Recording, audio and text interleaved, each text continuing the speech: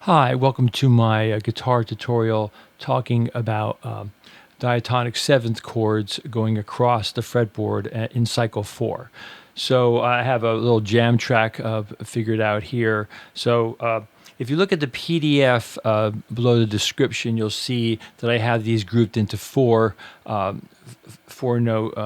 chord groupings. So the way I have it on the PDF, I have it A, D, G, C, and then I just kind of go up the fretboard, just going across diatonic 7th chords, key of C, B minor, E, A, D. So what I decided to do in this opening track is I just kept on going around the cycle of 4 diatonically until it ended up circling back to starting with the A. So I think what I'll do is I'll include this as part of the description below. I'll put the iReal Pro format, HTML. I'll put the chord chart here so you can follow along with that. So so in my opening introduction, I kind of did a couple different basic devices, which I'll talk about briefly. So let's see, if we start on the A. Oh yeah, the other thing I did was I took that very first one, that A one. If you look on the PDF on the tab, I just played it up the octave. I just thought that was a better way to get through the progression. So I thought that was a better device. Okay, so let's see. The first thing I did, I just kind of just played through it as written on the chart. So what you'll have to do is you just have to follow along that it goes from the A, and then it goes to the F, to the D, to the B, the G, the E, and the C, just kind of going around the circle of keys. Then I think, let's see what the next thing I did. So then I think I just did just basic arpeggios, you know. So I didn't do that little melodic thing going down. And then I think I also kind of resolved to the third of the next chord. So let's say I'm on this D minor here, the line beginning with D minor. So going up D minor, and then going to the third of the next chord of the G7.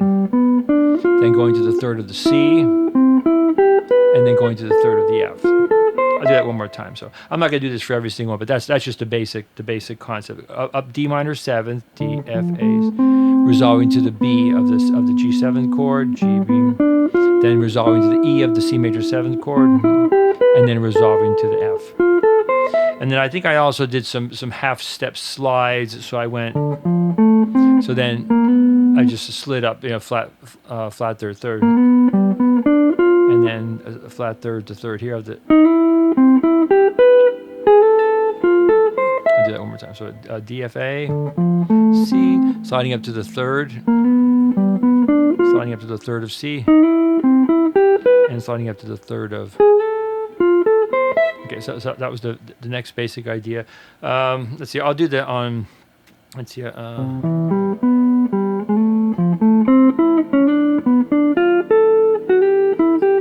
Yeah, so that kind of thing. And I think I also did some of the where I went a half step into the root. So I don't remember which one I did that on. I might have done it on this one. So let's say if I went to let's say I went to this first A one. So I go A, C, E. I'm just sliding up to the root. A root of D, and then root of G, and root of C. Okay, so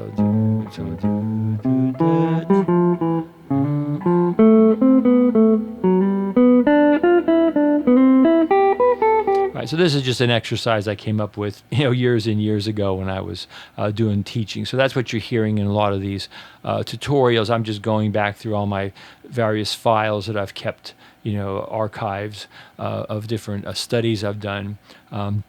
Actually, a side here. This particular study is from a book, quote unquote, this music theory exercise book that I was going to write starting in 2010. So what do they say? Sometimes it takes you years and years to write your book. So this is from the book that was never actually written. So I'm kind of piecemealing some of these different concepts together. So I did a half step into the root, half step into the third, and then I also did a chromatic device. So I see there's different ways that I've approached this. So let's say if I'm on this, the one starting from the G.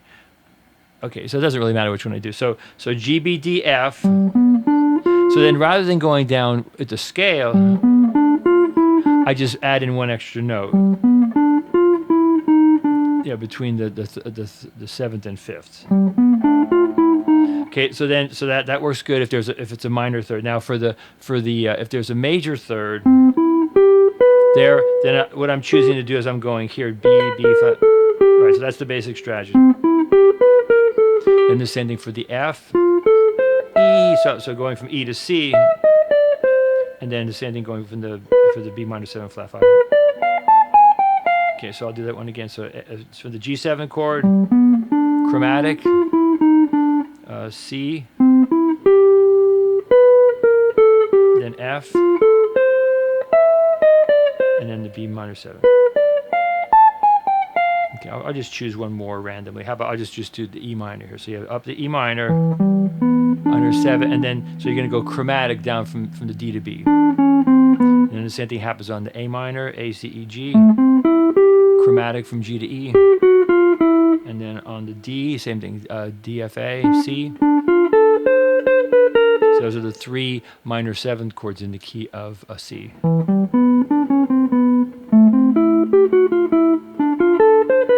Okay, and then the same thing happens for the G7. Okay, I'll do these. Okay, so then on the C chord, B. So here's that same device that I just came up with this.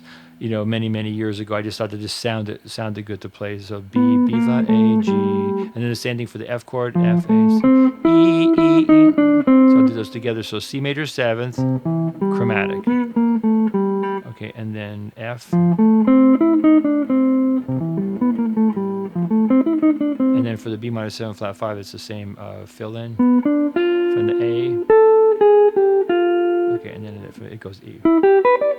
Okay, so those are kind of the basic devices that I was using there. So you can refer to the PDF. That's just the basic exercise. Now, also, I would really encourage you to just look at that as a basic template. So this backing track is in 4. I just happened to write that out in 3. That was just how I wrote it. But you can think of that as 3/4. I could have done this in 3/4. I just couldn't find a really good backing track that I liked. So you can kind of play around with the rhythms, or you can think of that as two of them together would be like triplets. So da da da da da da da da da 3 4 1 1 2 3 4. So you can kind of think of it like that. So use your imagination. I haven't said that for a while, but that's something that I talk about a lot. And when I do these tutorials, they're not meant to be the be all and end all. They're just really just pointing a direction if you haven't ever thought about this before. And I'll tell a little side note. I think where this came from is this was just me listening, to over the years of different people. I was listening to some Lenny Bro stuff, and not that Lenny plays this exact lick, but I kind of felt that when I heard him do some of his runs, I kind of felt like maybe he was doing something like that. So that's kind of what's another one? So that's kind of where this kind of came from. Listening to Lenny Bro last sessions or whatever, and any kind of Lenny Bro stuff is great. And that was kind of the inspiration for this. Like I said, many years ago when I came up with this with this exercise. Okay, so I think that's about all I want to say about this. So I think what I'll do for the ending improvisation is I'm going to take all these different patterns and I'm going to play them over a static vamp. I'm just going to play them over a D minor vamp. So D minor, D Dorian. So I'm just going to play all these arpeggios. I'll start them. I'll kind of start them. I'll just kind of go down the fretboard. So A, G, F, E, D, C, B, A, and I might do the open also. And then what I'll do at the end of the phrase, I'll just throw in some kind of either D Dorian or some kind of pentatonic thing.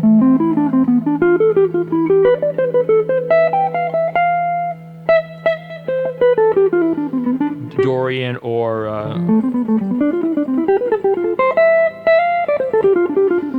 some kind of D minor pentatonic. So that'll be my ending improvisation. So let me pull up this next backing track.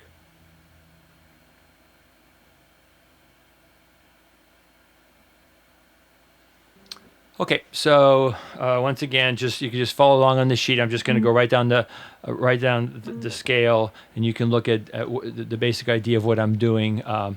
Arpeggios. Sometimes I'll play the arpeggios. Sometimes I'll put the connecting notes in. Sometimes I'll put in some pentatonic or some D minor runs. This track actually goes into like the 5 chord, but I just have it looped, so it'll stop every so often. And just keep on looping the D minor. Okay, well, thanks for listening and watching, and have fun exploring these concepts. Take little pieces of them, turn them into 3/6-2/5s or 2/5-1s or 4/1 or 1/4 or just kind of play them over static vamps. Okay, thanks for listening and watching.